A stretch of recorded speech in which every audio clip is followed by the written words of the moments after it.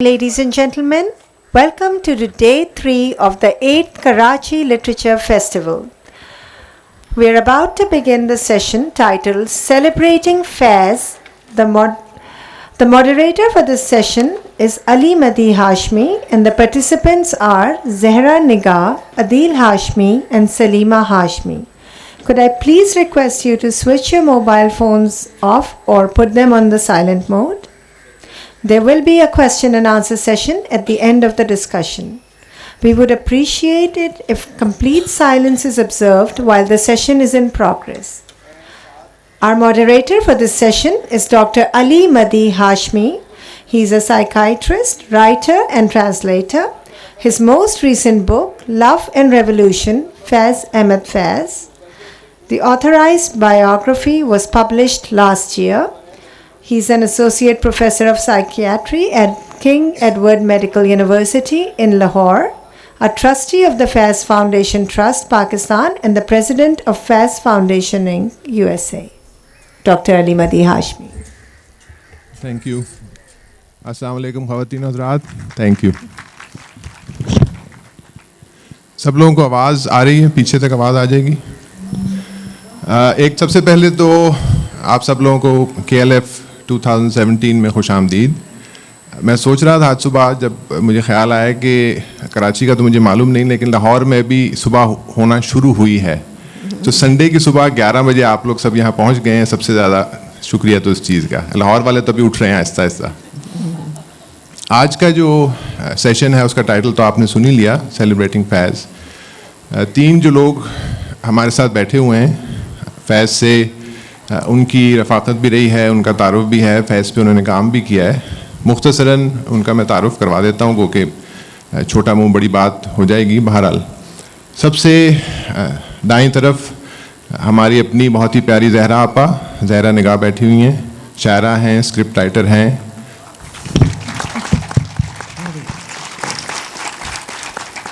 सबसे मज़े की बात यह है कि इनका बहुत सा वक्त फैज़ साहब के साथ गुजरा जब लंदन में ये रहती थी।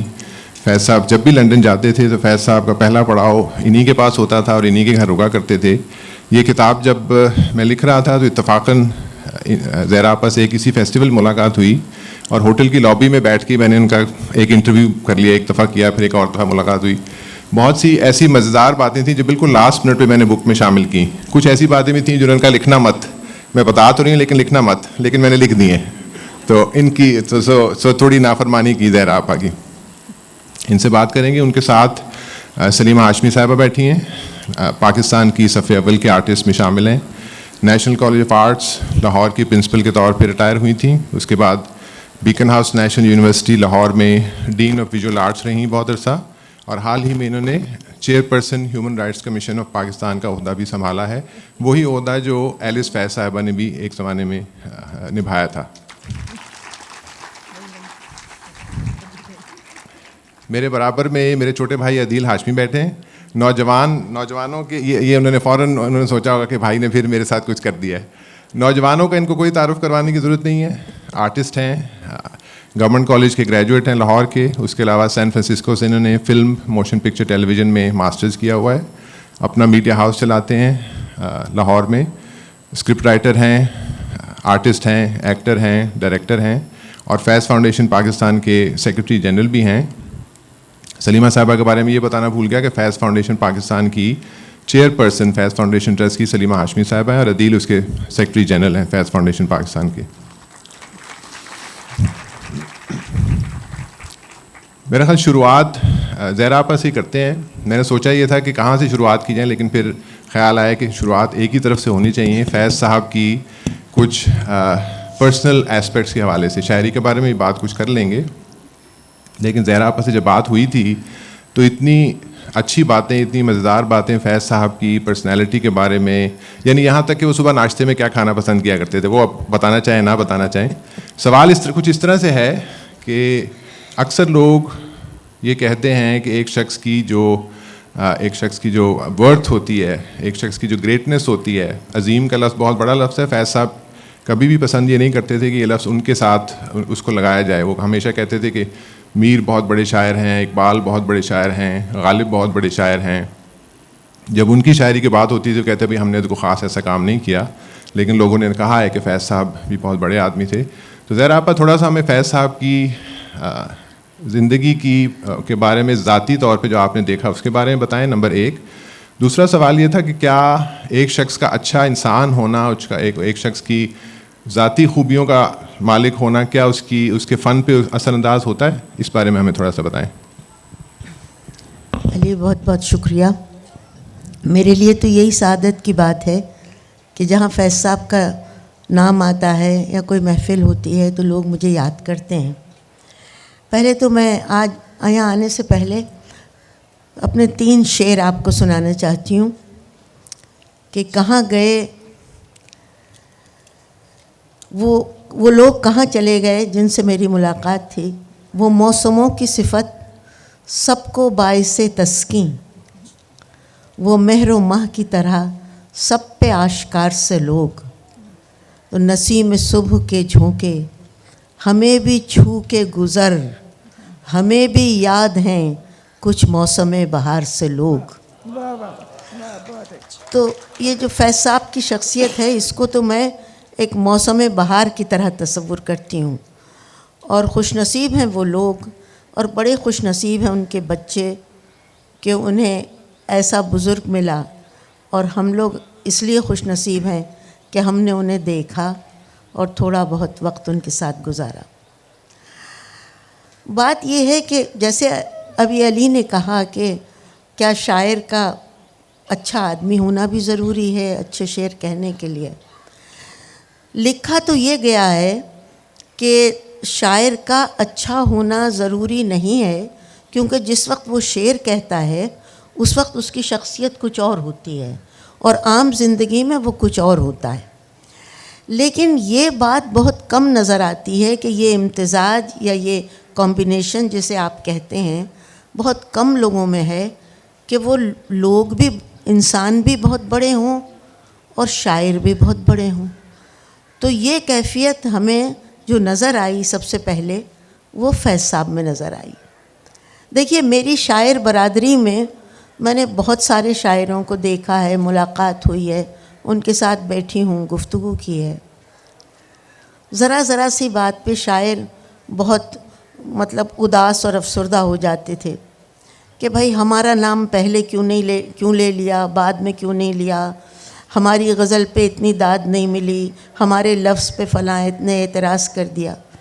لیکن فیض صاحب جیسا کشادہ دل, فراخ دل شاعر میں نے کوئی دیکھا ہی نہیں, اس لیے کہ ان کے ذہن میں اس طرح کی کوئی چیز آتی ہی نہیں تھی. بلکہ ہم ان سے کہتے تھے کہ فیض صاحب یہ کیا بات ہے, یہ آپ کا کوئی پوز ہے یا آپ کی فطرت ہے, کیا آپ کو کوئی چیز بری نہیں لگتی؟ وہ صاحب آپ پہ اعتراض کر رہے تھے تو کہہ رہے تھے بھئی ان کا حق ہے اعتراض کرنا, کرنے دو, یہی جواب ہوتا تھا. دوسرے یہ کہ ان کا جو گفتگو کا انداز تھا اس سے بھی ان کی شخصیت جھلکتی تھی. کبھی زور سے بات نہیں کی فیض صاحب نے, کبھی میز پہ مکہ نہیں مارا کہ نہیں یہ بات ہم جو کہہ رہے ہیں صحیح ہے, کبھی کسی کے اوپر دانستہ طریقے سے اعتراض نہیں کیا. تو یہ سب باتیں جب میں سوچتی ہوں تو مجھے لگتا ہے کہ واقعی کیا ایک شخص میں اتنی خوبیاں جمع ہو سکتی ہیں. قید تنہائی کا کبھی ذکر نہیں کیا. لوگ جو 4 دن جیل کاٹ کے آ جاتے ہیں وہ اس کا ذکر کرتے ہوئے نہیں تھکتے. فیض صاحب نے قید تنہائی کاٹی برسوں, 4 سال 5 سال جیل کاٹنا, لیکن کبھی اس کا تذکرہ نہیں. کسی نے پوچھا بھی کہ بھائی قید تنہائی میں تو بڑی مشکل آئی ہوگی آپ کو. ہاں بھائی ٹھیک ہے, وقت گزر جاتا ہے, عادت ہو جاتی ہے, ٹھیک ہے. ایک مرتبہ شاید میں نے قصہ سنایا ہو, ایلس کو تھوڑا سا غصہ آ گیا. ہم لوگ سب بیٹھے تھے, یہی قید تنہائی کی بات ہو رہی تھی, تو ایلس نے کہا کہ فیض اب تم اس کو اس طرح سے مت جواب دیا کرو کہ کوئی بات نہیں, تمہیں کیا معلوم ہم پہ کیا گزر رہی تھی, بچوں پہ کیا گزر رہی تھی. تو انہوں نے کہا ہمیں اس کا احساس ہے اور تمہاری تکلیف کا بھی احساس ہے. تو اب یہ کیسے کہیں کہ ہم پہ بہت کڑا وقت گزرا تھا. ایک جو ہمیں کھانا دینے آتا تھا, جو دروازے کے دراز سے ہماری پلیٹ ایک رکھ دیتا تھا کھانے کی, تو وہ ہمیں سگریٹ کی ڈبی کے پیچھے جو ایک صاف سی چٹ ہوتی ہے وہ رکھ دیتا تھا اور ایک چھوٹی سی پینسل. اور ہم جو اگر ہم کوئی شعر اس وقت ہمارے ذہن میں آتا تھا تو ہم اس پہ لکھ لیتے تھے, اور جب وہ واپس لے جاتا تھا وہ پلیٹ تو وہ ساتھ میں وہ چٹ بھی لے جاتا تھا. اور جب ہم قید سے چھوٹے تو اس نے وہ تمام ٹکڑے ہمیں واپس کر دیے تھے. تو ہم اس محبت کو یاد رکھیں, اس خیال کو یاد رکھیں, یا اس قید تنہائی کو یاد رکھیں. تو ایک چھوٹی سی بات, ایک چھوٹی سی بھلائی یا نیکی ان کے لیے اتنی بڑی تھی کہ وہ قید تنہائی کی ساری مشکلوں کو بھول گئے تھے. میں یہ بھی ہوا کہ وہ اپنی نظم سنا رہے ہیں اور ایک ذرا جوش میں آ کے ایک شاعر نے یہ کہہ دیا, بس بس فیض صاحب آپ کی نظم یہاں ختم ہو جاتی ہے, اب آگے آپ اس کے نہ پڑھیں. دیکھیے کوئی اور شاعر ہوتا تو معلوم نہیں وہاں کیا میدان کارزار بپا ہو جاتا. فیض صاحب نے کہا اچھا آپ کو نہیں پسند, کوئی بات نہیں, نہیں سناتے. میں کھڑی ہو گئی, میں نے کہا بھائی ان کا کوئی حق نہیں ہے, ہم سننا چاہتے ہیں. انہوں نے کہا بھائی ہم تمہیں بھی سنا دیں گے, لیکن ان کا تو حق ہے, اگر انہیں کوئی چیز پسند نہیں آ رہی ہے تو کہہ دیں. یعنی میں نے اس طرح کا برتاؤ کسی کا دیکھا ہی نہیں. کہنے کو ہزاروں باتیں ہیں. اور پھر ہم جب فیض صاحب کی بات کرتے ہیں علی, ہم یہ بھول جاتے ہیں کہ ایلس کا بھی درجہ کچھ کم نہیں تھا. ایلس نے بھی بہت تکلیفیں اٹھائیں, اور جس استقامت اور جس مضبوطی سے ان کا ساتھ دیا وہ بھی ان کی زندگی میں بہت اہم چیز ہے. اور اس کے لیے میں سمجھتی ہوں, مجھے یقین ہے, مجھے اندازہ ہے کہ وہ بڑے شکر گزار تھے اپنی بیوی کے. بہت شکریہ زہرا آپا. جیسا کہ میں نے کہا تھا کہ ایک پورا سیشن زہرا آپا کے ساتھ کیا جا سکتا ہے, لیکن ان کی جو یہ بات کر رہی تھی اس سے ایک مجھے چیز یاد آئی. آپ لوگوں نے اگر کسی نے فیض صاحب کو اپنی شاعری ریسائٹ کرتے ہوئے سنا ہے یوٹیوب پہ یا کہیں, تو آپ نے دیکھا ہوگا بڑی یعنی ایک کہہ لیں کہ سوکھے سے طریقے سے بس وہ پڑھ جاتے ہیں, اس میں کوئی خاص ادائیگی کا ایک وہ نہیں. اس سے اچھی عدیل آپ کو سنائیں گے, بہت اچھی ریسائٹ کرتے ہیں. کسی نے کسی محفل میں کہا فیض صاحب سے کہ فیض صاحب آپ اتنی اچھی شاعری کرتے ہیں, اتنی خوبصورت شاعری کرتے ہیں, اور ادائیگی میں بالکل ہی آپ یعنی اس کو پھینک دیتے ہیں, تو کچھ ادائیگی بھی آپ کچھ سیکھیں, کچھ اس کو اس طرح سے ادا کیا کریں کہ. تو فیض صاحب نے اپنے مخصوص انداز میں سگریٹ کا ایک کش بھرا اور کچھ ایک لمحہ رک کے کہا بھائی سب کام ہم ہی کریں, کچھ آپ بھی کیجئے. تو ایک سوال جو میرے ذہن میں زہرا آپا بات کر رہی تھی, ہم سے اکثر کیونکہ ہم فیض کے خاندان سے ہیں تو ہم سے اکثر یہ پوچھا جاتا ہے کہ فیض کی کوئی یادداشت, کوئی پرسنل میموری جو آپ کو یاد ہو وہ بتائیں. یہ جو کتاب جب میں لکھ رہا تھا پچھلے 1.5-2 سال میں اس پہ کام کر رہا تھا, اگر آپ اس کتاب کو پڑھیں گے تو اس میں سب سے زیادہ جو کوٹیشنز ہیں, سب سے زیادہ جو مواد فیض صاحب کے حوالے سے وہ میری خالہ سلیمہ ہاشمی صاحبہ سے ملا ہے. زہرا آپا نے ذکر کیا تھا فیض صاحب کی امپریزنمنٹ کا 1951 میں 1951 میں 51 میں انہیں راولپنڈی کنسپریسی کیس کے تحت جیل ہوئی تھی. وہ اس کے بعد پھر وہ کیس ڈسمس ہو گیا تھا. جس ایکٹ کے تحت ان کو گرفتار کیا گیا تھا اس ایکٹ کو ہی کالعدم قرار دے دیا گیا تھا. لیکن جب یہ ان کی گرفتاری ہوئی اور پھر 4 سال وہ جیل میں رہے تو واقعی بہت کڑا وقت تھا میری نانی ایلس فیض صاحبہ پہ, میری خالہ سلیمہ صاحبہ پہ, میری امی پہ. تو میں چاہوں گا کہ یہاں سے اگر شروع کر سکیں اور تھوڑا سا وہی پرسنل یادداشتوں کے بارے میں, آپ کو کیا یاد ہے اس وقت کے بارے میں, اور تھوڑا سا اس بارے میں ہمیں بتائیں جو کنسپریسی کیس کا وقت تھا. سلیمہ صاحبہ. آج کل جب کبھی کبھی میں اخبار پڑھتی ہوں تو کچھ اور لوگوں کی روایات بھی سامنے آتی ہے, اور میرا جی چاہتا ہے کہ ان سے میں کہوں کہ بھئی دل مت ہارو, جو ہم پہ گزری آپ پہ گزر رہی ہے. مگر میرے خیال میں اس وقت 2 چھوٹی بچیوں کے لیے اس بات کا کوئی احساس ہونا کہ بھئی ہمارے والد کوئی بہت بڑے آدمی ہیں, وہ ناممکن سا تھا. ہمارے لیے تو یہ تھا کہ بھئی ہمارے ابو چلے گئے, اور ہماری اماں ہمیں روز یاد کرواتی تھیں کہ وہ چور نہیں ہیں, وہ ڈاکو نہیں ہیں, وہ اسمگلر نہیں ہیں, انہوں نے کسی کا قتل نہیں کیا, وہ سچ بولتے ہیں اس لیے جیل گئے. تو مجھے لگتا ہے کہ یہ کیسا سچ ہے جس کے لیے ہمیں مصیبت ڈال گئے وہ. لیکن جیسا زہرا آپا نے کہا, لوگوں کی بھلائیاں یاد رہتی ہیں, اور اپنی محرومیاں اس وقت جو کچھ بھی تھیں وہ اب جب ہم دیکھتے ہیں تو لگا کہ شاید اس کی وجہ سے ہم زیادہ حساس ہو گئے، یا آج کی زندگی میں اور آج کے پاکستان میں کو سمجھنے میں شاید ذرا آسانی ہو گئی ہے. بالکل صحیح. اور چھوٹی چھوٹی چیزیں جو آج صبح ناز اکرام اللہ صاحبہ سے بات ہو رہی تھی تو انہوں نے مجھے یاد کرایا کہ سہروردی صاحب جو تھے وہ ان کے وکیل تھے. تو ہم جب کبھی کبھار حیدرآباد جیل ان کو ملنے جاتے تھے 6 مہینے میں ایک مرتبہ، تو سہروردی صاحب کا جو کمرہ تھا ڈاک بنگلے میں وہ دوسری طرف تھا، اور منیزہ جو کہ مجھ سے کہیں زیادہ مطلب ان کی عادت تھی کہ بہت سارے لوگوں کے ساتھ کھیل جو گپ چپ ہو، میں تو خاموش سی تھی، تو وہ دوڑ کے اور سہروردی صاحب کے کمرے میں چلی جاتی تھی، اور جہاں وہ مقدمے کی تیاری کرتی تھی وہ اٹھا کے کاغذ یوں کر کے پھینکتی تھی اور ان کے بستر پہ یوں کود رہی ہوتی تھی. اور آج صبح جب نازاپا کے ساتھ بات ہو رہی تھی تو مجھے ایک دم وہ پورا منظر حیدرآباد کا یاد آ گیا. اب تو بہت وہ شہر بالکل مختلف ہے، اس زمانے میں تو بالکل ویرانی تھی اور واقعی ایک صحرا کے بیچ میں ایک جگہ تھی. اور جب ابا اور ان کے ساتھ جو باقی سازشی تھے جب وہاں لائے گئے تو انہوں نے کیونکہ وہ جیل ہیبیچول پرزنرز کے لیے تھا، تو انہوں نے دیوار جو تھی وہ 2.5 فٹ اور اونچی کر دی. تو اس وقت میری اماں بہت بولیں کہ دیکھیں ٹریجری کا پیسہ جو ہے اس طرح سے ضائع کیا جا رہا ہے کہ یہ جو 15 لوگ آئے ہیں جن کا یہاں پہ مقدمہ جیل کے اندر چلے گا وہ اس قدر خطرناک لوگ ہیں کہ یہ جو اونچی دیواریں جو ہیں ان کو 2.5 فٹ اور اوپر کرنا پڑا. تو اور انہوں نے آ کے تو ابا سے کہا کہ دیکھیں you know what I saw Faiz they have raise the. ابا نے کہا بھائی ہاں. He said doesn't matter, poetry will still travel. ان کو بہت انہیں دلاسا دیا. اور ایک جو بہت مجھے یاد ہے ایک دفعہ جب ہم لوگ گئے تو غالباً ہماری گرمیوں کی چھٹیاں تھیں، اگست کا مہینہ تھا اور ہماری اماں کی سالگرہ ستمبر میں ہوتی تھی. تو ان کو اس بات کا بہت احساس تھا کہ وہ شاید ان کو کوئی تحفہ نہیں بھیج پائیں گے، تو انہوں نے میری اماں کو ایک کاغذ دیا اور کہا کہ دس از یور برتھ ڈے پریزنٹ.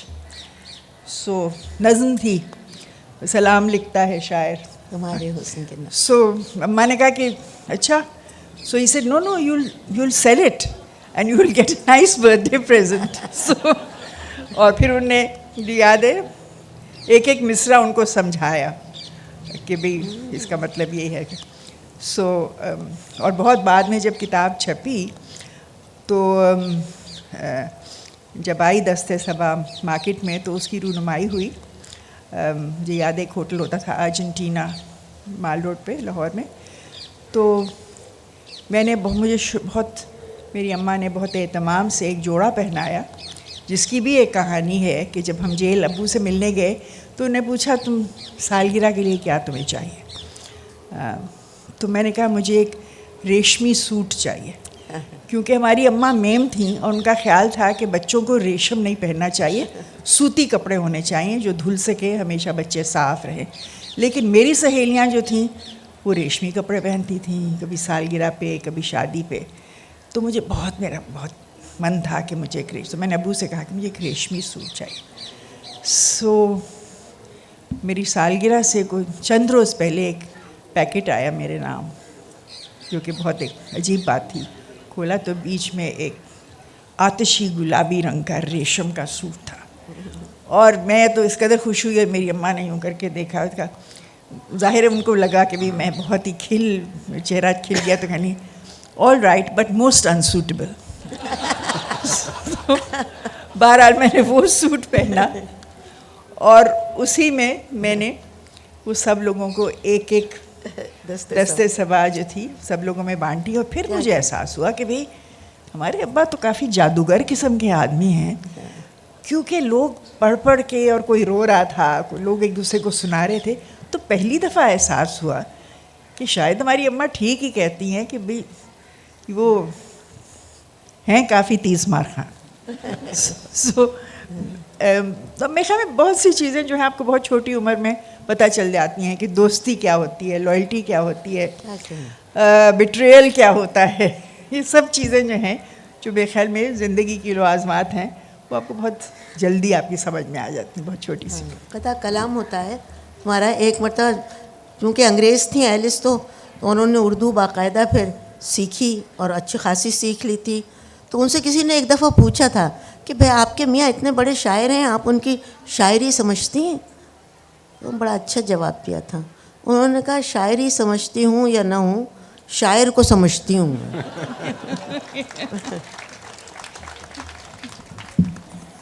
اس میں ایک راول پنڈی کنسپریسی کیس کے بارے میں ایک آخری کمنٹ پھر اس کو چھوڑ دیں گے.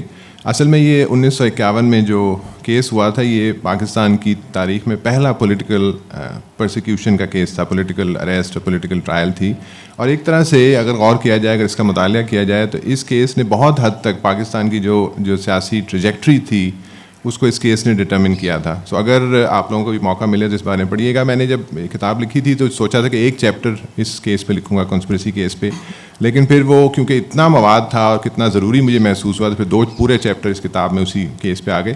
ایک اس میں اور شاعری کے حوالے سے کمنٹ, اگر فیض صاحب کا آپ کو کبھی موقع ملے, فیض صاحب کو بہت ہی خوبصورت یوٹیوب پہ ایک پینل انٹرویو فیض صاحب کا موجود ہے, اس کی آڈیو ریڈیو پاکستان میں ہوئی تھی. صوفی غلام مصطفیٰ تبسم نے اس کو ہوسٹ کیا تھا اور بہت سے جو ادبی ستارے اس وقت کے تھے, پروفیسر باقر رضوی صاحب, منو بھائی, انتظار حسین مرحوم صاحب, بہت سے لوگ اور تھے, ناگی صاحب, انیس ناگی صاحب. تو اس میں فیض صاحب نے کافی تفصیل سے اس بات کا ذکر کیا تھا کہ وہ جو قید تھی 4 سال کی, اس کا ان کی شاعری پہ کیا اثر رہا تھا اور کس طرح سے اس قید نے, اس 4 سال کی قید نے ان کی شاعری کو اور نکھار بخشا تھا. اور آج کل تو ہم لوگ خیر یہ مانتے ہی ہیں کہ جو ان کی جو اسیری کا کلام ہے, نقش فریادی ہے, دست صبا ہے, وہ ان کے بہترین کلام میں شامل ہے. تو اس میں فیض صاحب نے خود ذکر کیا تھا کہ کس طرح سے وہ جو قید تنہائی تھی اور قید کا جو زمانہ تھا اس نے کیا ان کی شاعری پہ اثر ڈالا اور کس طرح سے ان کی شاعری پھر اور پروان چڑھی تھی اس قید کے بعد. عدیل کی طرف چلتے ہیں. میں نے ابھی پہلے بھی ذکر کیا تھا کہ ہمیں اکثر کہا جاتا ہے جب کوئی انٹرویو ہوتا ہے, کچھ ہوتا ہے, کہ کوئی اپنی کوئی پرسنل یادداشت کوئی فیض صاحب کے حوالے سے بتائیں. ایک تو اس بارے میں عدیل سے پوچھنا چاہوں گا کہ اپنی پرسنل یادداشت اگر یہ کچھ بتائیں, اور دوسرا پھر اس بارے میں بھی تھوڑا سا ذکر کریں کہ کس طرح سے ہم لوگ تو خیر بہت ہی چھوٹے تھے, میں 16 سال کا تھا, عدیل 9 یا 10 سال کے تھے جب فیض صاحب کی وفات ہو گئی 1984 میں.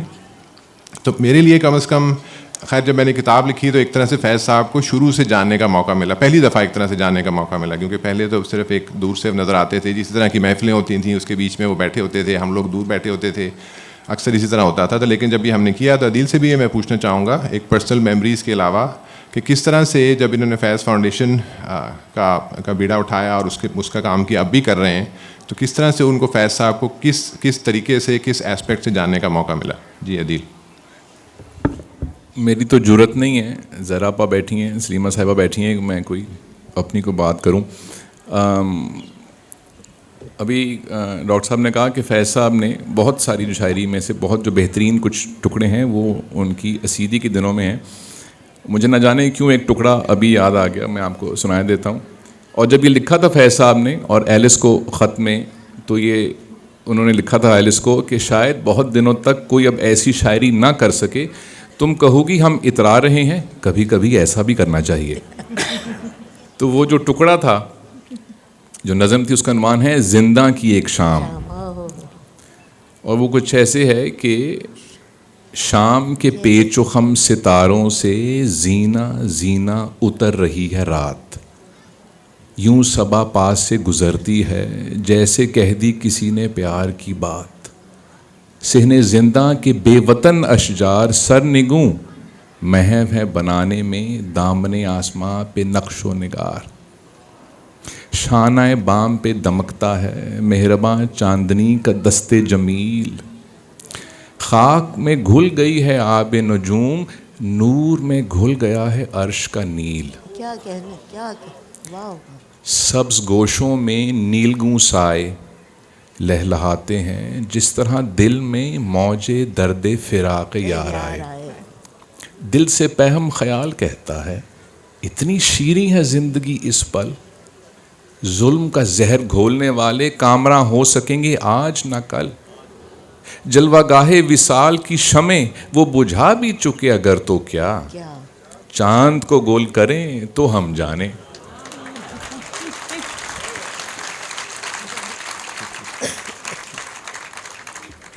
زہرا آپا کی باتیں سنتے ہیں, میری باتیں کیا آپ لوگوں نے سننی, یا فیض صاحب کی یا زہرا آپا کی؟ نہیں, عدیل بہت عمدہ گفتگو کرتے ہیں, آپ دیکھتے ہیں ان کو, اور ماشاءاللہ سے دونوں بچے جو ہیں ان کی بیٹیوں کے, مجھے بڑی خوشی ہوتی ہے. ورنہ یہ جو دوسری تیسری نسل ہوتی ہے اسے اپنے بزرگوں کی جو کامیابیاں ہیں ان سے کچھ زیادہ دلچسپی ہوتی نہیں ہے. لیکن یہ بھی فیض صاحب کی نیکی ہے جو نسل در نسل آج بھی قائم ہے. تو میں یہ کہہ رہی تھی, جب یہ ایک دفعہ یہ ہوا کہ ہم لوگ کسی دعوت میں تھے, تو جیسا کہ ہوتا ہے طریقہ, 4 میز کے اطراف 4 کرسیاں, تو ہم بیٹھے ہوئے تھے, فیض صاحب بھی تھے. تو ایک صاحب آ کے بیٹھ گئے, فیض صاحب کے ہاتھ میں سگریٹ تھا, فیض صاحب سے بڑی محبت تھی, ان کو عقیدت تھی. انہوں نے کہا کہ سر جی یہ آپ کس عمر سے سگریٹ پی رہے ہو؟ تو انہوں نے کہا کہ بھائی ہم تو بس ایسا ہی کوئی 17-18 سال کی عمر سے. او ہو, بہت پریشان ہو گئے. نیا کیلکولیٹر خریدا تھا, معلوم نہیں کیا تھا, جیب سے نکالا, یوں کیا, اور اس کے بعد کہنے لگے سر جی تسی کمال کرتے ہو, اب تک تو آپ کوئی 2,70,948 روپے کے سگریٹ پی چکے ہو. تو فیض صاحب نے سنا, انہوں نے نہایت اطمینان سے کہا اچھا ہم اتنے زیادہ پیسوں کے سگریٹ پی چکے ہیں, اچھا ہی ہوا ہم نے سگریٹ پی لیے, اتنے پیسوں کا ہم کیا کرتے. اب وہ بہت پریشان ہو گئے وہ صاحب کے جواب سن کے کہ 2,70,948 روپے کا کچھ کر ہی نہیں سکتے تھے سوائے اس کے کہ سگریٹ پیتے. تو فیض صاحب کا جو طریقہ ہوتا تھا نا گفتگو کا, بڑا سیدھا سادہ بات وہ کہہ جاتے تھے. جس نظم کا عدیل نے ابھی آپ کو سنائی ہے جو نظم, اس کے بارے میں ان کا ایک بڑا خوبصورت مضمون ہے. میں نے پوچھا تھا ان سے کہ اور تو میری سمجھ میں آتا ہے صحن زندہ کے بے وطن اشجار سرنگوں محو ہیں بنانے میں دامن آسماں پہ نقش و نگار. تو یہ جو تشبیہ ہے یہ کیسے آپ کے ذہن میں کس طرح آئی؟ انہوں نے کہا سنو, ہم جہاں بیٹھتے تھے وہاں سلاخوں سے جتنا آسمان نظر آتا تھا وہاں 3-4 درخت دکھائی دیتے تھے دور سے, اور اتنی دور سے ہمیں یہ محسوس ہوتا تھا جیسے یہ آسمان سے لگے ہوئے ہیں بالکل.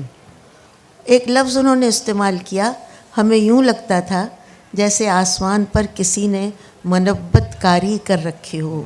تو یہ لفظ ہماری سمجھ میں نہیں آتا تھا, تو ہم نے شہناز نے ہم سے پوچھا کہ اس کے مطلب کیا ہے, تو مجھے بھی نہیں معلوم تھا. پھر ہم نے لغت دیکھی, کئی جگہ چیزیں چھان بین, پتہ چلا کہ جیسے کشیدہ کاری کی جاتی ہے یا زردوزی کا کام کیا جاتا ہے اس کو منبت کاری کہتے ہیں.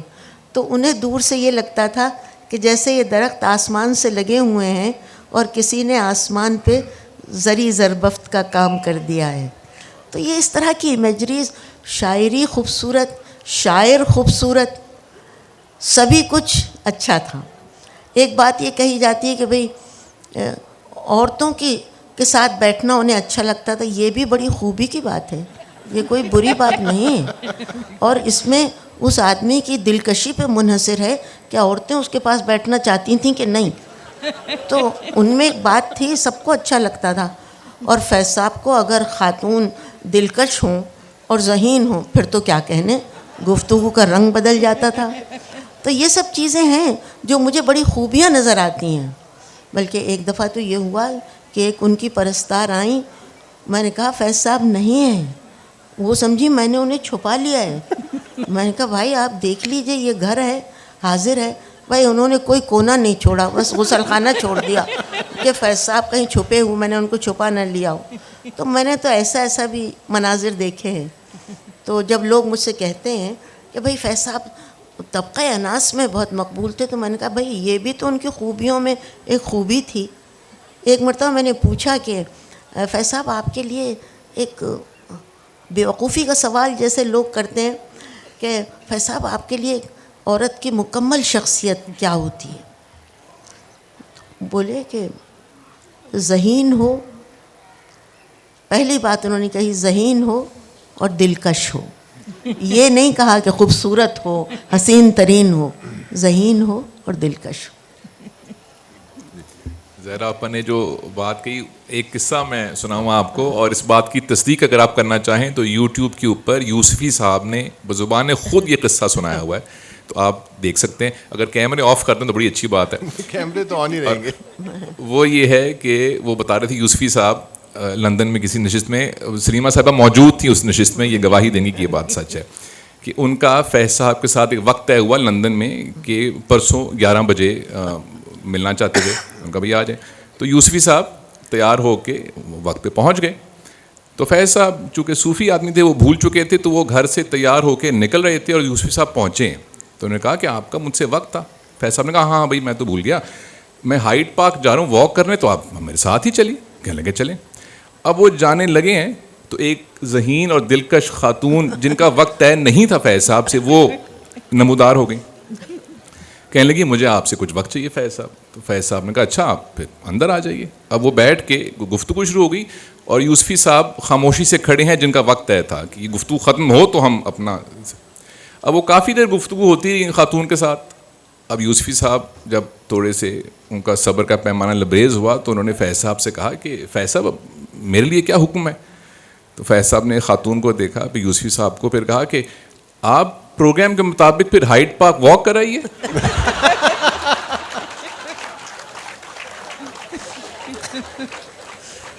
ایک چیز جو اکثر لوگ میں خیال میں زہرا آپا نے ذکر کیا ہے سن سے، کہ صبر کا مادہ جو تھا بے انتہا تھا.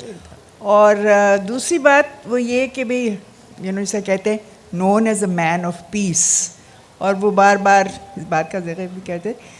تو جس زمانے میں کراچی میں وہ یہاں پہ جب مقیم تھے، ہم لوگ لندن میں تھے، جب ہم واپس آئے تو یہ لیفٹ میں کافی پھوٹ پڑ چکی تھی، اور چین گروپ اور روس گروپ کے درمیان جو ایک گفتگو سے بڑھ کے جو ایک محاذ آرائی ہو گئی تھی، اس سے ابا بہت نالاں تھے. تو مجھے یاد ہے ایک دفعہ میں ان کے یہاں ٹھہری ہوئی تھی، تو میں نے کہا آپ کہاں جا رہے ہیں؟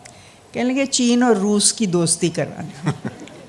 اور یہ معاملہ چلتا رہتا تھا. اور ایک دفعہ تو میں موجود تھی اور دونوں طرف سے کافی تلخ زبانی بھی ہوئی، اور ان کو بہت اس بات کا گلہ تھا.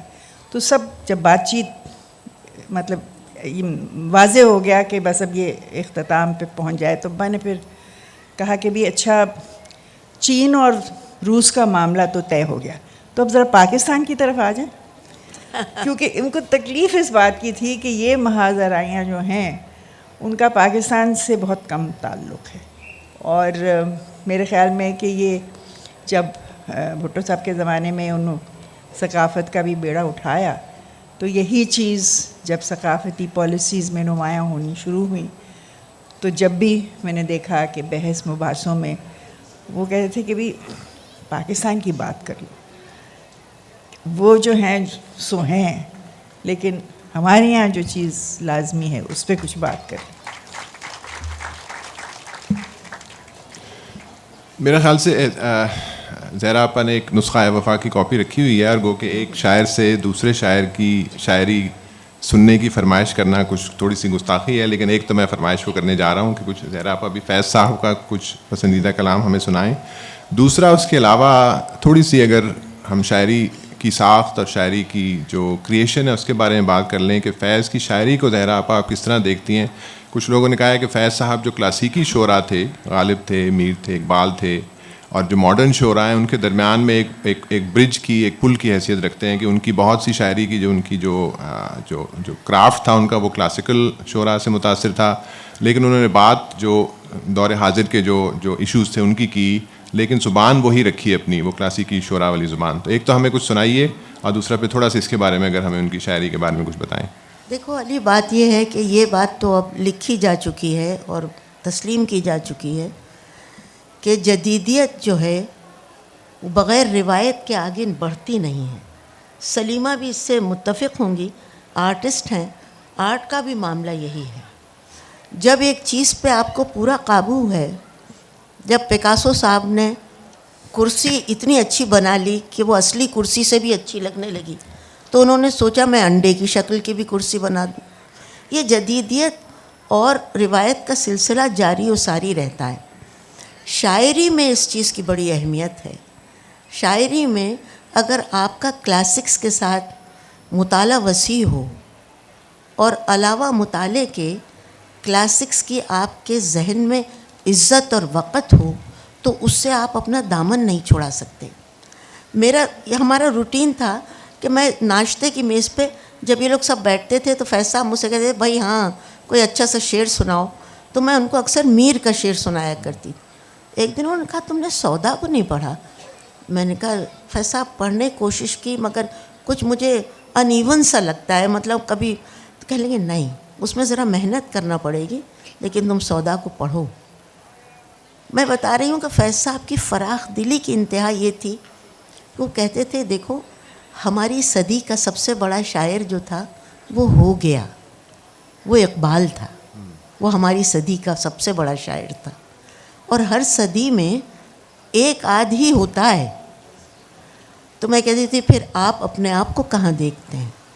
کہتے تھے بھائی ہم اچھے ہیں، مگر وہ اپنے آپ کو کبھی بڑا شاعر نہیں کہتے تھے اپنے منہ سے. یہ کہتے تھے یہ تو ہم لوگوں پہ چھوڑ دینا چاہیے، یہ تو بھائی بعد میں فیصلہ ہوتا ہے کہ کون بڑا ہے کون چھوٹا ہے. بھائی دیکھو صدیوں تک یہ جو کرسی صدارت ہے ادب کی، یہ خالی پڑی رہتی ہے، لوگ آتے جاتے رہتے ہیں، کام چلتے رہتے ہیں. اس کے بعد کہیں آ کے غالب بیٹھتا ہے، پھر آ کے پہلے میر بیٹھ جاتا ہے، پھر غالب، پھر اس کے بعد ہماری صدی کا اقبال بیٹھتا ہے. تو ان میں یہ میں تو بار بار جو ان کی فراخ دلی کی بات کہتی ہوں، انہوں نے اپنے منہ سے کبھی اپنی بڑائی کی نہیں، جبکہ ہر شاعر اپنے آپ کو 90% تو ترم خاں سمجھتا ہے کہ بھائی جو میں نے کہا وہ کسی نے نہیں کہا، جو میں نے اس بات کو اس طرح سمجھا، میں نے اس چیز کو اس طرح. فیض صاحب میں کوئی ایسی بات نہیں تھی. فیض صاحب نے روایت کو جدیدیت کے ساتھ اتنی خوبصورتی سے ہم آہنگ کیا. ڈکشن دیکھیے آپ، طبیعت کی عکاسی کرتا ہے. جو الفاظ ان کے نظموں میں، ان کی غزلوں میں جو تشبیہیں، جو استعارے، جو باتیں ہیں، وہ ان کی طبیعت کی طرح ملائم. وہی مٹھاس ہے، وہی نرمی ہے، چاہے وہ انقلاب کی بات کر رہے ہوں یا آنے والے زمانے کی یا پچھلے دکھ کی. میں آپ کو بتلا نہیں سکتے، میرا تو یہ حوصلہ اور منصب نہیں، یہ تو آئندہ لوگ فیصلہ کریں گے اور کر چکے ہیں کہ ہمارے ملک میں ان کا درجہ کیا ہونے جا رہا ہے اور کیا ہے. یہ تو فیصلہ لوگوں نے کر دیا. لیکن فیض صاحب نے کبھی اپنے منہ سے نہیں کہا. وہ یہی کہتے رہے کہ بھائی ہم اقبال سے بہت متاثر ہوئے. دیکھو ہم وہ تو یہ بھی کہتے تھے کہ بھائی ہم اختر شیرانی سے بھی متاثر ہوئے ہیں. میں نے کہا ان سے کیوں متاثر ہوئے آپ؟ تو انہوں نے کہا بھائی اس لیے کہ انہوں نے بہادری کا ایک اقدام کیا. انہوں نے سب سے پہلے اپنی محبوباؤں کے نام اپنی شاعری میں لے دیے، ورنہ ہم تو اشارے ہوئی میں بات کرتے رہے. تو اس طرح کی وہ بات کرتے تھے تو ان کی وہی جو میں کہتی ہوں کشادہ دلی کا احساس ہوتا تھا. تو روایت اور جدیدیت کا جو امتزاج ان کی شاعری میں ملتا ہے. خسرو شیریں دہنا کون کہے گا، شہ شمشاد قداں کون کہے گا. اور پھر مصرع آتا ہے کہ آج جنبش لب سے تیرے خسرو شیریں دہنا، آج ارزاں ہو کوئی حرف شناسائی کا. تو یہ فیض صاحب ہیں اور فیض صاحب رہیں گے، اور جوں جوں زمانہ گزرتا جائے گا لوگ ان کو پہچانیں گے، مزید پہچانیں گے، اور پھر ہمیں احساس ہوگا کہ ہمارے پاس اللہ تعالیٰ نے کتنی بڑی دولت دی تھی. تو بہت اچھا لگتا ہے مجھے. حالانکہ ایک ذرا سی جھجک یہ بھی ہوتی ہے کہ جب انسان اس دنیا سے بظاہر چلا جاتا ہے تو اس کے بارے میں گفتگو کرنے سے تھوڑا سا پرہیز کرنا چاہیے، کیونکہ وہ اس پوزیشن میں تو ہوتا نہیں کہ تائید یا تردید کر سکے. تو ہم ہی اگر احتیاط کر لیں تو وہ زیادہ اچھی بات ہے. اسی لیے میں نے علی سے کہا تھا بہت سی باتیں چھاپنا مت. لیکن میں نے گستاخی کی. ویسے فیض صاحب کے بارے میں یہ کہنا غلط نہ ہوگا کہ جب وہ اس دنیا میں تھے بھی تو تب بھی تائید یا تردید انہوں نے کسی چیز کی کبھی کی نہیں تھی. وہ تو بس تھا کہ ہاں بھائی جس نے جو کہہ دیا اب ٹھیک ہے. سلیمہ صاحبہ سے میں پوچھنا چاہوں گا, میرا خیال ہمارے 5-7 منٹ اور بات کرتے ہیں, اس کے بعد میرا خیال مجھے کہا گیا تھا کہ آڈینس سے اگر کوئی کامنٹس ہوں یا سوال ہوں. اگر فیض صاحب سے متعلق گفتگو کچھ اور آپ سننا چاہیں تو 1:30 بجے سے 2 بجے تک 2 کتابوں کی بک لانچ بھی ہے یہیں پہ 1:30 to 2 o'clock. وہ ایلس فیض صاحبہ کی 2 کتابیں ہیں, dear heart to Faiz in prison, جو ایلس کے خطوط تھے فیض کو 1951 سے 55 تک, وہ ہم نے ریپبلش فیض فاؤنڈیشن ٹرسٹ نے ریپبلش کروائی ہے. وہ یہاں پہ اس کے بارے میں بات ہوگی, اور کتاب لبرٹی بکس پہ موجود ہے اسٹال پہ. اور دوسری کتاب ہے over my shoulder, writings by Alys Faiz, کیونکہ ایلس جرنلسٹ بھی تھیں. ان کی ایک جو کتاب کافی دیر سے آؤٹ آف پرنٹ تھی وہ بھی ری پرنٹ ہوئی ہے, وہ بھی وہاں موجود ہے لبرٹی بکس کے اسٹال پہ, اگر آپ لینا چاہیں تو اس کے بارے میں گفتگو ہوگی. اس میں مارجری حسین اور منیزہ ہاشمی صاحبہ پینلسٹ ہیں. ثنیہ سعید ریسائٹ کریں گی کتاب میں سے, اور میرا ہاشمی اس کی ماڈریٹر ہیں. 1:30 1:30 بجے یہیں پہ وہ سیشن ہوگا. سلیمہ صاحبہ سے میں پوچھنا چاہوں گا, کیونکہ اب میں نے ذکر کر ہی دیا ایلس فیض صاحبہ کا, کہ تھوڑا سا ہمیں بتائیں کہ آپ سے جب بات ہوئی تھی, جو میں نے اس میں لکھا بھی ہے کہ جتنے فیض مدھم تھے اتنی ہی ایلس جو تھیں وہ فائری, اور ان کے مزاج میں ایک تھوڑا سا وہ ایک جوش تھا اور وہ سب کچھ تھا. ان کی آپس کی جو بہت اچھی ہوئی, یہ ہونا تھا, اسی وجہ سے گزر بہت اچھی ہوئی. تو ان کی آپس کی جو ایک تعلق تھا, آپس کا جو ایک رشتہ تھا, اس کے بارے میں تھوڑی سی بات کر دیں, اور ان کے بارے میں تھوڑا سا بتا دیں ہمیں. میرا بھی دلچسپ چیز یہ ہے کہ چونکہ ابو کا مزاج تو تھا ویسا, اور امی کا یہ تھا کہ بھئی وہ بہت جلدی بھڑک اٹھتی تھیں, اور خاص طور پہ انہیں 2 چیزوں سے بہت چڑ تھی. ایک تو یہ کہ سگریٹ, اور دوسرا یہ کہ لوگوں کا وقت بے وقت آنا. اور مجھے یاد ہے کہ 2-4 دفعہ انہوں نے میرے ابو کو کہا کہ بھئی الٹیمیٹم دیا کہ بھئی اگر سگریٹ نہیں چھوڑو گے تو I am going to divorce you. تو ابا مزید ایک کش لیتے تھے, کہتے تھے آل رائٹ. تو اور پھر وہ ظاہر ہے ان کا جو الٹیمیٹم ہوتا تھا وہ سمجھ بھئی یہ تو ممکن نہیں ہے. پھر یہ کہ لوگوں کا وقت بے وقت, اس سے میرے خیال میں انہوں نے وہ محاذ اس لیے سنبھالا کیونکہ وہ جانتی تھیں کہ ان کو کچھ آرام کی ضرورت ہے, اور کچھ ایسے بھی کہ کچھ ایسے لوگ تھے جو کہ میری اماں جن سے بہت نالاں تھیں, کیونکہ ان کا خیال تھا کہ یہ وہ لوگ ہیں جو صرف وقتی طور پہ ساتھ دیتے ہیں, کہ انہوں نے بہت نشیب و فراز دیکھا تھا ابا کی دوستیوں میں. اور یہ بھی کہ بھئی کچھ دعوتیں ایسی تھیں جو کہ ابو بڑے فراخ دلی سے قبول کر لیتے تھے. زہراپا بھی اس بات کی گواہی دیں گی. تو جب نکلتے تھے تیار ہو کے شام کو جانے کے لیے, تو میری اماں پہلے ہی پوچھ لی تھیں, so will you have to sing for your supper, کہ بھی آپ سے لوگ شام کو پھر کہیں گے کہ صبح پھر سگریٹ کا لگا کے آئی سپوز سو. تو پھر ان کو بہت اس بات سے چڑ تھی کہ بھئی, اور میرے خیال میں کہ میڈم نور جہاں کے ساتھ بھی جو ایک تھا, وہ مجھے ایک دفعہ انہوں نے کہا تھا کہ وہ دیکھا نہیں میں جانا, کہ بھئی کیوں, وہ مفتہ گانا سن لیں گے. لیکن ابو کو یہ کبھی نہیں تھا, اور یہ ہوتا تھا کہ بھئی اماں کو اس بات کا احساس تھا کہ وہ بہت تھکے ہوئے ہیں اور شام لمبی ہو جائے گی, لیکن پھر بھی ان کا خیال رکھنا. اور واقعی جرابیں ان کی دھوتی تھیں, اگر کوئی موجود نہ ہوتا تو بنیان ابو کی وہ خود دھوتی تھیں.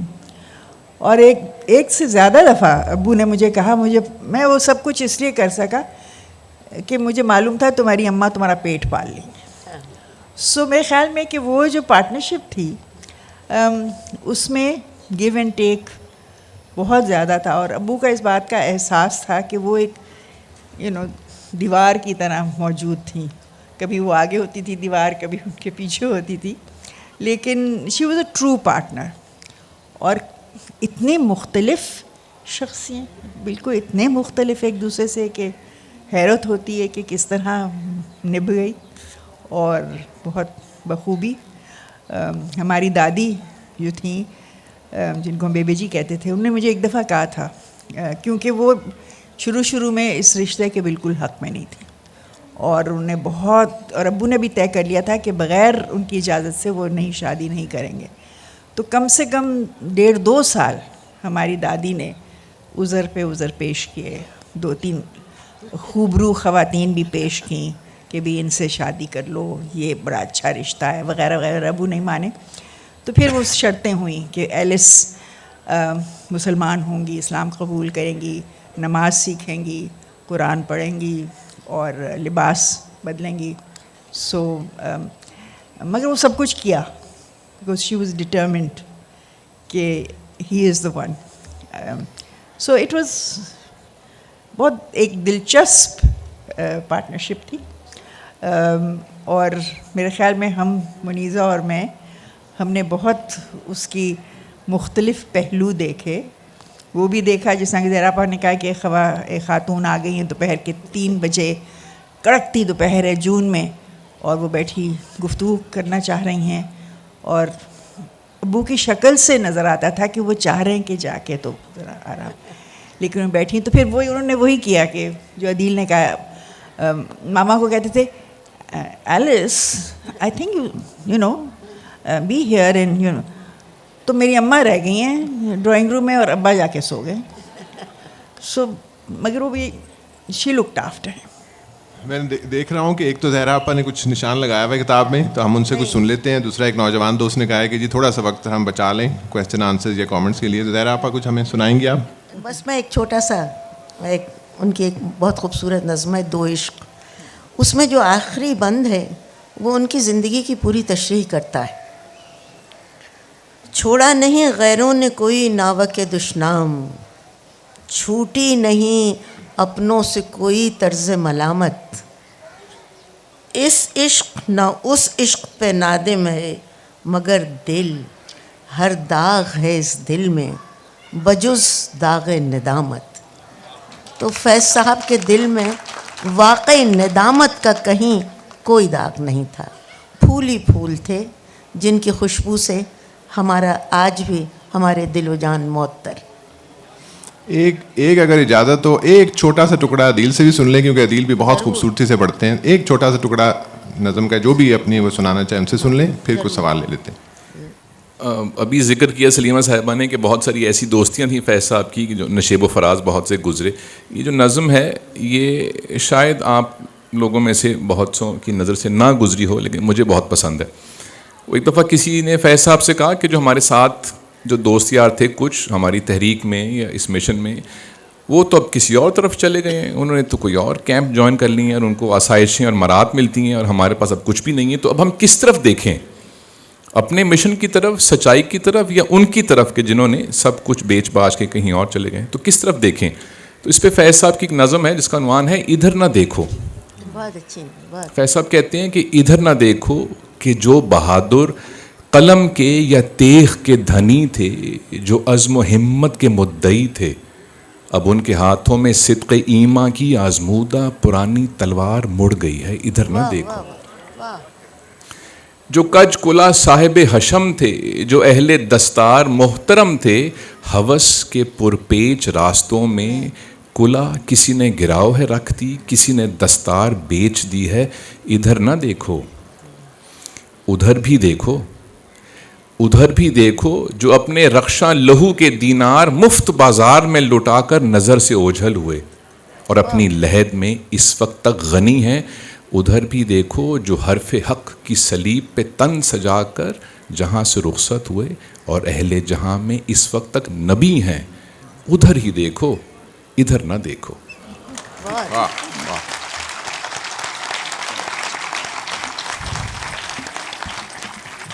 मेरा ख्याल 5-7 मिनट हमारे पास और हैं। अगर ऑडियंस पार्टिसिपेशन के लिए कोई सवाल अगर कोई करना चाहें या कोई कमेंट अगर कोई लोग करना चाहें। जी वो पीछे माइक है आपके पास, या वहाँ से अगर आवाज़ आ जाए, वो पीछे बैठी हैं, वो नीले कपड़े में, वो देखें।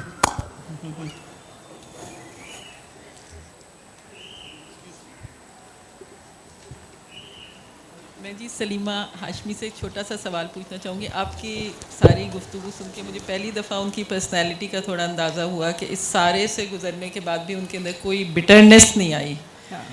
میں یہ پوچھنا چاہوں گی کہ ہم کس طرح یہ اپنے اندر کریں جب ہمارے چاروں طرف اتنے ریزنز ہیں جن سے ہم فرسٹریٹ ہوتے ہیں, بٹر ہوتے ہیں, تو how can we go through it? بڑا سلیمہ صاحبہ بڑا سیدھا سا سوال ہے کہ فیض صاحب بننے کے لیے ہمیں بتائیں کہ ہم کیسے وہ نہیں, اکثر یہ لوگ کہتے ہیں کہ بھئی اگر فیض صاحب آج ہوتے تو یہ جو صورت حال ہے اس کے بارے میں وہ کیا کہتے.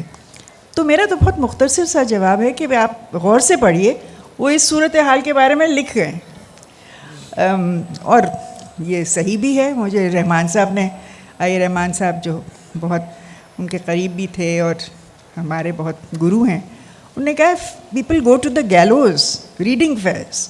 سو میرے خیال میں کہ وہ اب بھی ساتھی ہیں. سو جو بٹرنس کو آپ محسوس کرتے ہیں, I think you will find, آپ فیض پڑھیے تو مرہم پٹی ہو جائے گی. ایک اس میں تھوڑا سا میں ذکر کرتا چلوں کہ مجھے اکثر اسٹیج پہ لا کے بٹھا دیا جاتا ہے, لیکن میں ہوں ڈاکٹر پیشے سے, میرا اصل کام یہ تو اتفاقاً ایک وہ ہے. تو میں ایکچولی سائیکارٹسٹ ہوں. تو جب یہ کتاب میں نے لکھی تھی تو اس میں لوگوں نے مجھ سے پوچھا کہ جی آپ نے فیض صاحب کو سائیکولوجیکل انالیسس آپ نے کیا ہے. ایسا قطعاً نہیں ہے, کسی قسم کا سائیکولوجیکل انالیسس نہیں ہے, لیکن کیونکہ میرا کام ہے تو میں اس چیز پہ خاص دھیان دیتا رہا تھا کہ فیض تھے وہ کیوں تھے, ان کی پرسنالٹی کیسے بنی, ان کی پرسنالٹی میں کیا چیز تھی جس طرح انہوں نے پوچھا کہ جو, اور ظاہر ہے سب لوگ ہی چاہتے ہیں کہ وہ تحمل, وہ صبر, وہ برداشت, وہ عزم ہم سب اپنے اندر پیدا کریں. تو تھوڑا سا اس بارے میں جو کتاب ہے لو اینڈ ریولوشن, اس بارے میں ذکر میں نے کیا ہے اس چیز میں, اور اس چیز پہ تھوڑا سا زور دیا ہے کہ کس طرح فیض کی جو پرسنالٹی تھی ان کے بچپن اور ان کی تعلیم سے کس طرح وہ شیپ ہوئی اور کس طرح سے وہ فیض بنے. تو کچھ اگر آپ اس بارے میں جاننا چاہتے ہیں تو اس کتاب میں یہ موجود ہے. اور یہ کتاب بھی ایک دفعہ صرف کہوں گا, یہ کتاب بھی لبرٹی بکس پہ موجود ہے اگر آپ لینا چاہیں تو. جی, اور کوئی سوال, کوئی کمنٹ؟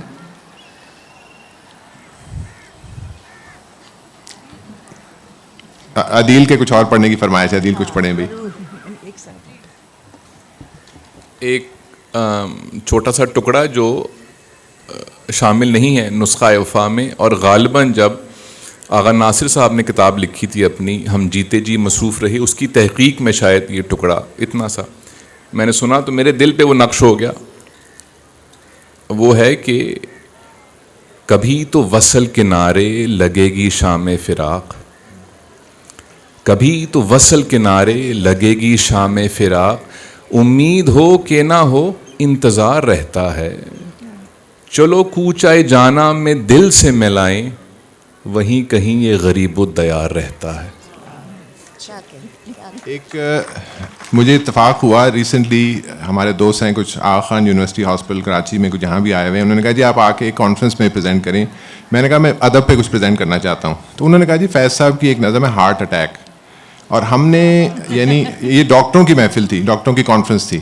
تو انہوں نے کہا جی ہم نے جو ہارٹ اٹیک جب ہوتا ہے تو اس کی جو کیفیت ہوتی ہے اس کو کسی شاعر سے اتنی خوبصورتی سے ادا ہوتے ہوئے نہیں سنا گے جو انہوں نے فیض صاحب نے جو لکھا اپنے بارے میں. تو اگر مجھے اجازت ہو, ویسے مجھ سے بہت اچھا عدیل پڑھتے ہیں, زہرا اپن نے پڑھ دیا, 2 اشعار میں آپ کو سنا دیتا ہوں اس نظم کے, پھر ہم سب اجازت چاہیں گے, ٹائم بھی ہو چکا ہے. یہ نظم 1982 یا 83 کی ہے. فیض صاحب نے خود اس کو کہا تھا کہ یہ جو اشعار میں آپ کو سنا رہا ہوں یہ انہوں نے ہسپتال میں لکھے تھے, میو ہسپتال میں, جہاں پہ میں پڑھا بھی ہوں اور پڑھاتا بھی ہوں. اور اس کو انہوں نے کہا تھا کہ یہ ایک بے خواب رات کی واردات ہے. یہ جو اشعار جو آپ کو سنا رہے ہیں, اشعار کچھ اس طرح سے ہیں. اس وقت تو یوں لگتا ہے کہ اب کچھ بھی نہیں ہے, اس وقت تو یوں لگتا ہے کہ اب ذرا ذہن میں اگر آپ منظر لائیں کہ رات کا سناٹا ہے, ڈرپ لگی ہوئی ہے, مشینیں چل رہی ہیں, خاموشی ہے. اس وقت تو یوں لگتا ہے کہ اب کچھ بھی نہیں ہے, مہتاب نہ سورج نہ اندھیرا نہ سویرا. اس وقت تو یوں لگتا ہے کہ اب کچھ بھی نہیں ہے, مہتاب نہ سورج نہ اندھیرا نہ سویرا. آنکھوں کے دریچوں پہ کسی حسن کی چلمن, نہ دل کی پناہوں میں کسی درد کا ڈیرا. تو اس طرح کی بہت سی فیض صاحب کی اشعار ہیں جس میں انہوں نے اپنی کیفیت کا اظہار بھی کیا, دنیا کی اس کی اظہار کیا. میرا خیال اگر اور کوئی سوال نہیں ہے تو ہم آپ سب لوگوں سے اجازت چاہیں گے. ہم سب پینلسٹ کا بہت بہت شکریہ ادا کرتے ہیں, زہرا نگاہ, زہرا آپا, سلیمہ ہاشمی صاحبہ, عدیل ہاشمی.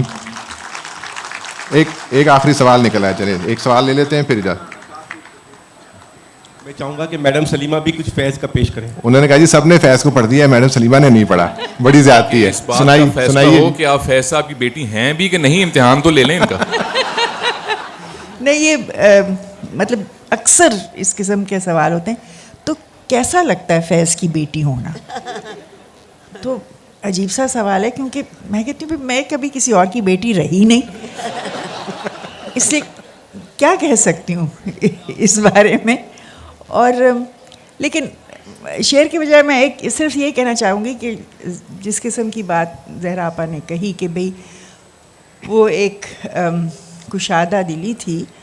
میں نے ایک دفعہ ابو سے پوچھا کہ کیونکہ لوگ جھنجھلا جاتے تھے کہ کبھی یہ کسی کے بارے میں کوئی کرخت بات نہیں کہتے. سو ایسے ابو ہاؤ از اٹ پاسبل, کیونکہ ایک صاحب تھے جن سے مجھے بہت یہ کوفت ہوئی کہ انہوں نے ان کے ساتھ اچھی نہیں کی, لیکن پھر بھی وہ بہت محبت سے, فراخ دلی سے پیش آئے. تو ہی سیڈ, وہ کافی اس بارے میں تھوڑا سا سوچ کے انہوں نے کہا معلوم نہیں. ہی سیڈ میرے خیال میں اس کی وجہ یہ ہے کہ بچپن میں ہمارے گھر میں بہت خواتین تھیں اور میں ان کے نرغے میں رہتا تھا, تو انہوں نے مجھے بہت پیار دیا. تو وہ جب سے کچھ عادت سی پڑ گئی ہے کہ جو ملا وہی واپس کر دوں. محبت, آئی تھنک دیٹ از دا کی ٹو اٹ. اس موضوع میں فیض صاحب نے یہ بھی کہا تھا کہ ہمارے گھر کی جو خواتین تھیں انہوں نے ہمیں مہذب بننے پہ مجبور کر دیا. تو یہ بھی ان کی شخصیت کا ایک حصہ تھا. آپ سب لوگوں کی تشریف آوری کا بہت بہت شکریہ. ایک بار پھر 1:30 بجے ایلس فیض کی 2 کتابوں کی بک لانچ ہے یہیں پہ, اگر آپ لوگ آنا چاہیں. بہت بہت شکریہ.